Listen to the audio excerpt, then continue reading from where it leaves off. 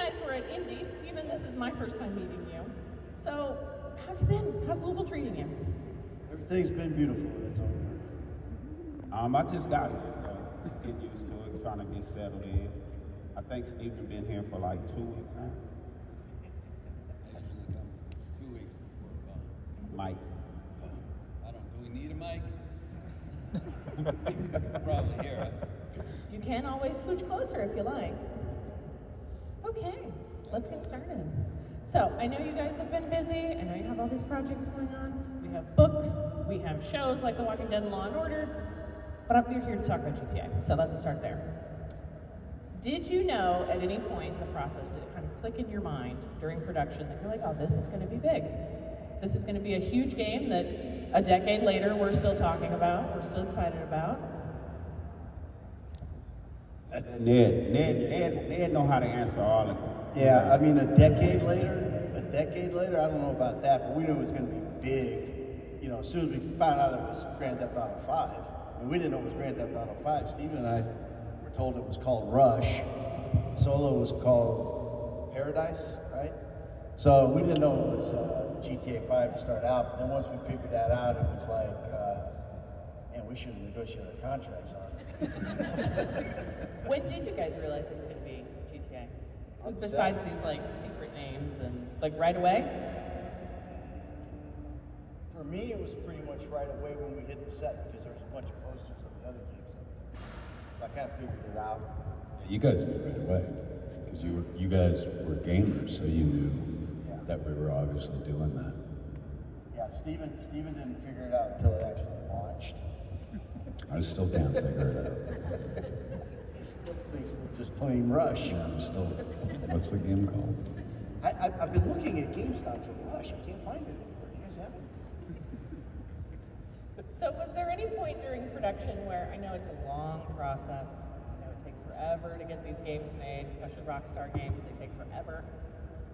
Were there any particular memories or moments where you guys had fun and that was going to stay with you forever? Or were there any ones where you're like, gosh, this is just the worst day on set, I don't want to ever come back to this, we're going to bring it up again? I mean, every day was fun and every day was the worst day. So it was like, you know, it was both. We took them both and we made the best out of it. It wasn't like a horrible day. It was just Steven fucking farting every goddamn day. And, you know, he had a ritual to come in.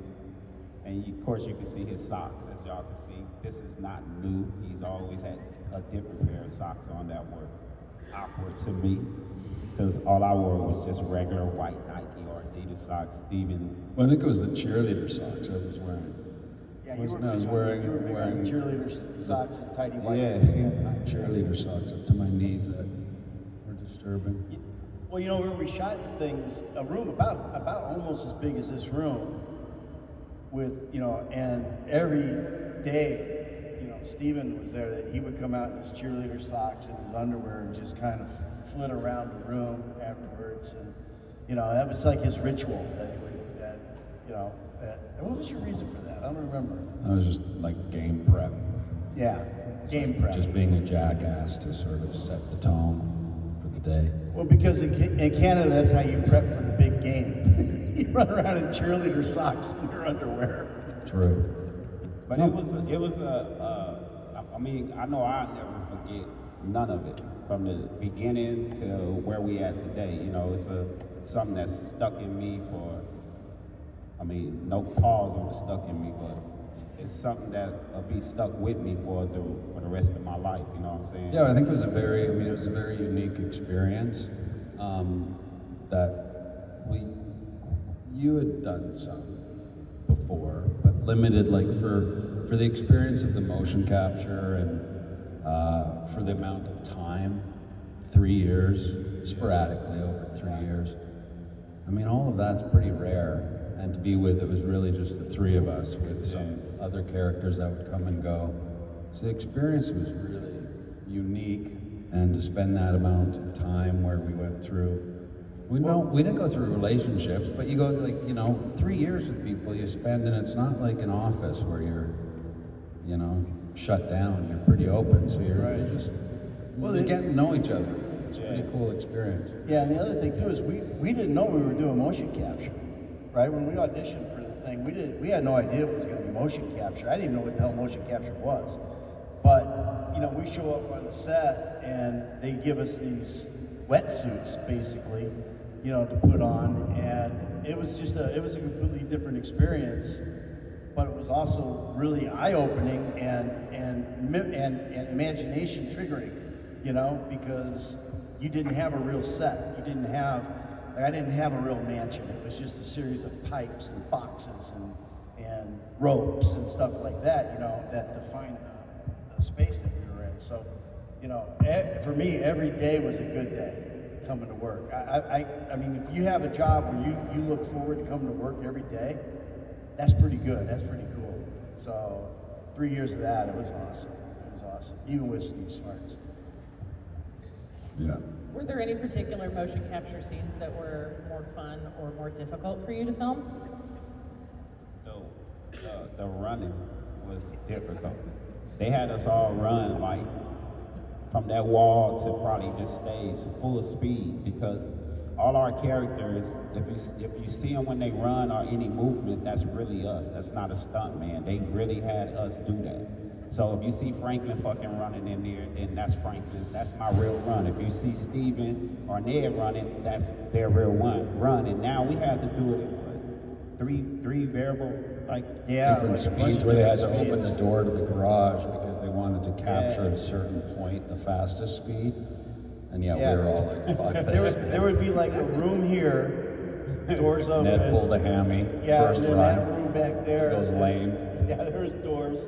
And we had to sprint all the way through. By the time it was over, man, my hammies were so, I was just done, man. I was like crawling because my hammies were so jacked up, man. It was brutal. The stuff, I mean, the toughest thing with motion capture is the coverage, meaning that, you know, you have these balls, you've got a helmet with a light and a camera right in front of your face, so that takes a bit of getting used to talking to someone.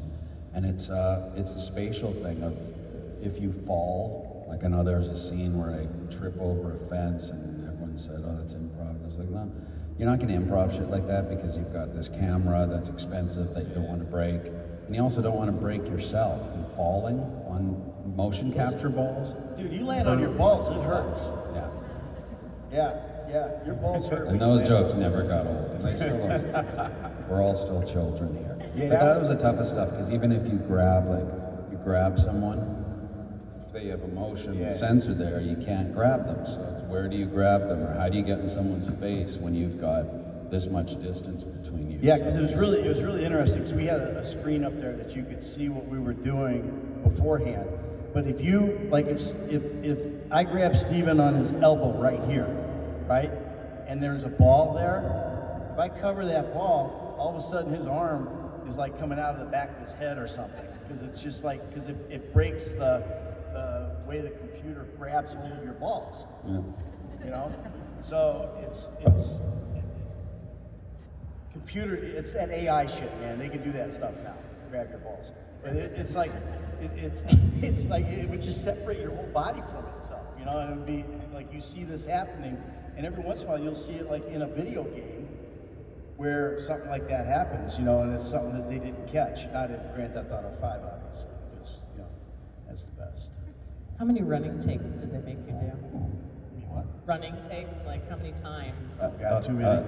A whole day of it. Yeah. It was the worst day. It was like boot camp for me. Yeah, we had that little dude, Jim Jager, who was our motion capture guy, or the animation guy, whatever. If you saw that little dude show up on set, you knew you were in trouble that day, because it was going to be a physical day of running, you know, fighting, running with guns, wearing sandbags on your ankles, because you know when we do the Paleto Bay score or whatever it's called, where we come out in the big, you know, body armor and all that, we had sandbags, like 25-pound sandbags strapped to our ankles. We had to give the weight of to try to emulate, you know, how the movement would be with that stuff. And we're running with them and oh my God, man, it's a very glamorous job. You ready for some questions? Do anybody